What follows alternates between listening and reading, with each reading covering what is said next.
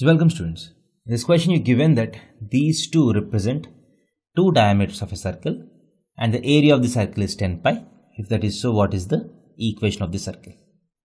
So if these two are the diameters of the circle, the point of intersection of these two will be the center of the circle.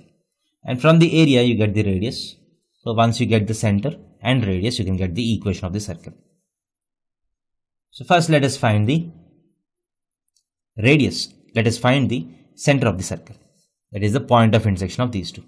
So to get the center, let us multiply the second equation with 3 and let us add them. 3y minus 3y will get cancelled.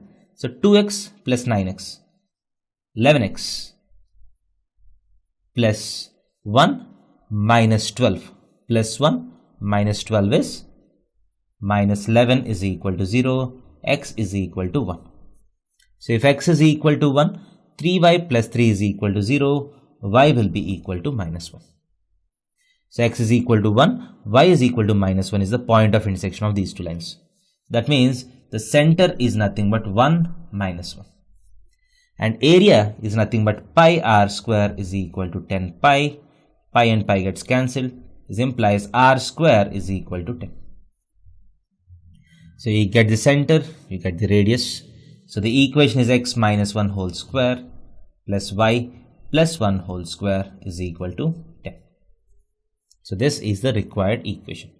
You can simplify it if you want. So x square plus y square minus 2x plus 2y minus 8 is equal to 0.